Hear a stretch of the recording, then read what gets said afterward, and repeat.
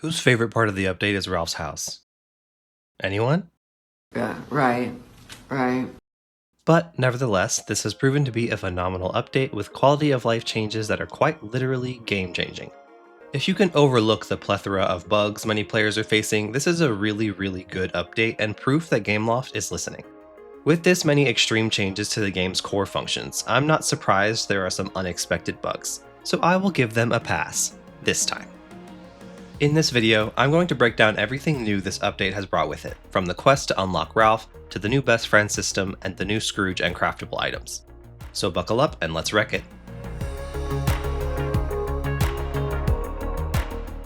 On the bridge to the Dream Castle, you will encounter a strange, glitchy arcade machine. It eerily speaks the names of the Forgotten and Scrooge McDuck. After an odd conversation, even for the Forgotten, you will be directed to the Scrooge door. Inside, you will find the same arcade machine, but this time it's surrounded by wires and cables. Clean them up to speak to the machine again, and it will tell you that it wants root beer and pie, which will then begin conveniently spawning around the store. Catch them and feed them to the machine, and it will disappear again. The Forgotten will suggest looking for more glitchy cables around the valley to track it down. I don't know about anyone else, but I didn't find any cables. I just happened to notice the Forgotten's tree was looking weird while scanning the valley in furniture mode.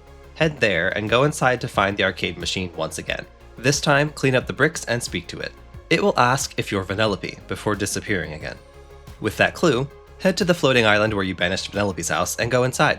There you will find the arcade machine, but it's no longer glitchy. Clear the cables and interact with it to free ghostly T-posing Ralph, who seems to be able to communicate and hear us, but he can't move.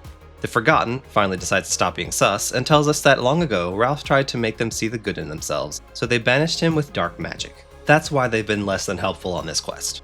Ralph forgives them, and they give us the token that we need to free Ralph. Now, all you have to do is place Ralph's fugly house right next to Vanellope's, never to be seen or heard from again.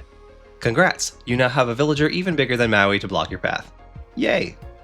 That's the end of the very short quest line to unlock Ralph, so now let's move on to the other exciting things this update delivered us.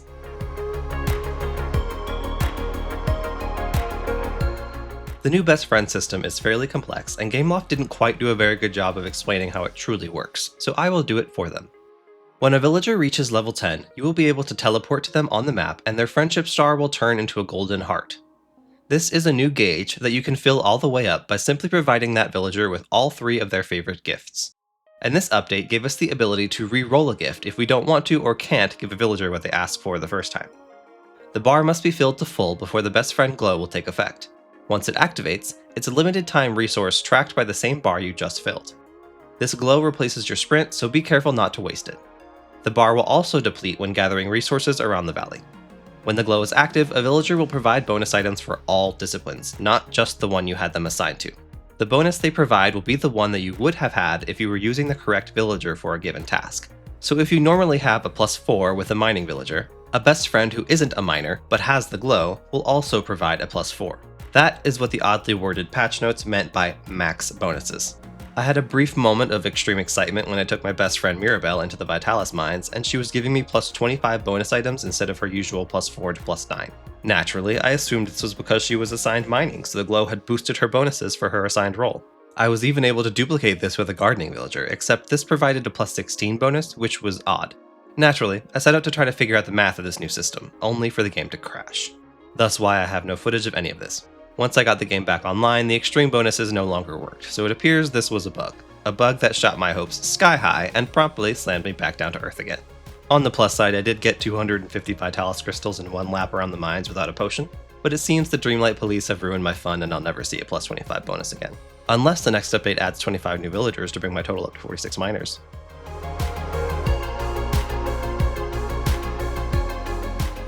Aside from the best friend bonuses, you can also send villagers who are level 7 or higher out on daily assignments to collect resources within their discipline.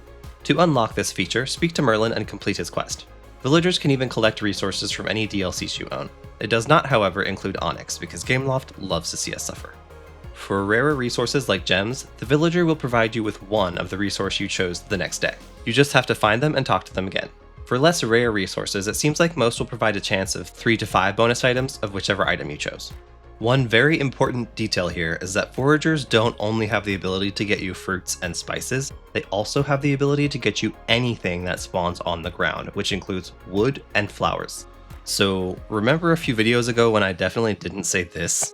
Foraging is completely, 100%, unequivocally useless. Yeah, I wish that I could say this is the last time that I would make a mistake, but it won't be. I wouldn't say this update has made foraging a role that is on par with any of the others, but I'm more than likely going to keep at least 5 villagers assigned to this role moving forward to help me collect the rarer flowers like fuchsia eternal poppies and pink roses that only spawn 1 to 2 a day and rarely show up on Beast's stall, but seem to be needed for some of the best fencing in the game. With how cheap training manuals are to make now, I can easily switch them back to something more useful once I have the flowers I need. But you better believe I will be sending all 20 of my mining villagers out every day to get me pixie dust until I have enough to cover the entire Wish Blossom mountain range in cobblestone. If you need help keeping track of your villagers and what your bonuses are, I provided a link in the description to the template for the villager bonus tracker I made. It's made my life so much easier in my attempts to optimize my hangout bonuses. I do plan to keep this updated as new villagers are released. It is currently fully up to date and includes the characters from Honeyglow Woods as well as the man of the hour, Ralph. We now have a new item category called Environment. The Aurora Borealis item has been redefined as this kind of item. So anyone who had it placed will now find it covers the entire biome it was placed in and not the specific place it was originally in. It's no longer a furniture item. It's a toggleable item that can be turned on and off and will be in a static location in each biome. The update trailer also showed that we will be getting meteors as an environmental toggle as well.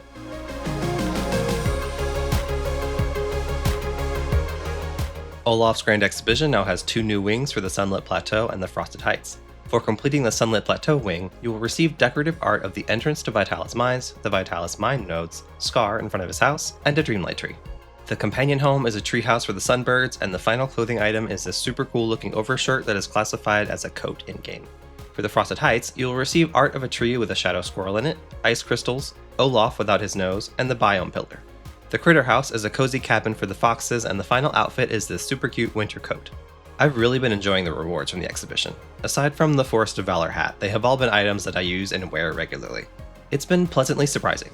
A quick tip for completing these, I would recommend if you have a storage island to go there first and then use the map to teleport directly inside of the exhibition, because once you leave the exhibition, you will be right back on your island. It cuts down on some of the back and forth.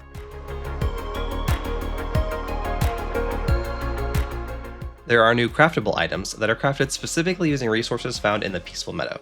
They are all Fae themed and include a topiary, string lights, a table, a parasol, and a floral arch. You can also get a matching picnic blanket once you complete the preset quest from Scrooge. Be warned though, this quest is bugged. I could only complete it by placing down new items, making a preset out of them, deleting them, and then placing them back down from the preset menu. It took quite a bit of trial and error to figure that out.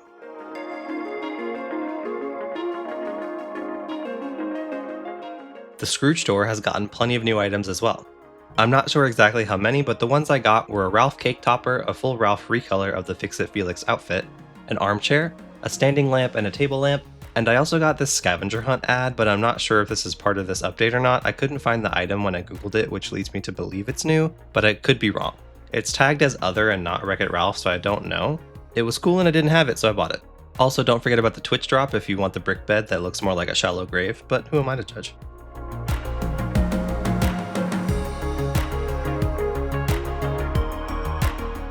In very exciting news that has made me so proud of Gameloft, we can purchase a Grizzly Bear Cub companion in a bundle with 800 moonstones for only $3.99 USD.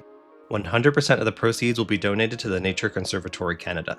If you've never bought a premium shop companion before, this is the one to get. We need to show Gameloft that this is the type of thing they need to do all the time. Not to mention that this is one of the cutest companions they've ever done. Brother Bear when? I need some instrumental Phil Collins music in my life.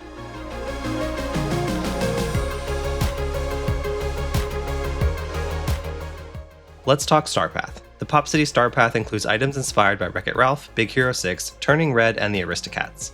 Quite the mashup, but I'm here for it, especially the Four Town Jesse shirt that I will probably never take off ever again once I get my hands on it.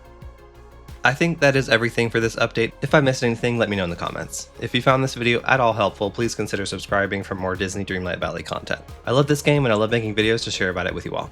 Next time you hear from me, I will likely be in an existential crisis as I attempt to work Ralph's house into a build. Is it possible? I'm not confident, but there's only one way to find out. Anyway, thanks for watching and see you next time.